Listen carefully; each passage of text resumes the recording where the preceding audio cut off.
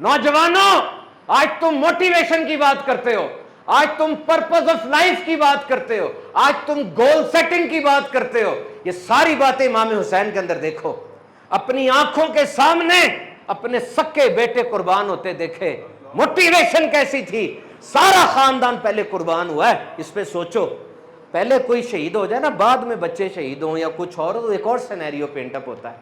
हाथों में अली असगर गए हैं, हाथों में, और जब शहीद हुए क्या अर्ज की, मालिक देख तेरी राह में जो गोल सेट किया था कि तेरे दीन का परचम बुलंद करना है, 6 माह वाला भी बचाया नहीं है हुसैन ने। इससे बढ़ के मोटिवेशन क्या होगी। सारा खानदान कुर्बान हो गया। कैसे बांकपन के साथ शेर खुदा के वारिस शेर नर मैदान में आ रहे हैं कि कौन जी वकार है, भला का शाह सवार है, लिबास है फटा हुआ फिर भी है डटा हुआ, ये नबी का नूरे ऐन है, ये बिल यकीन हुसैन है।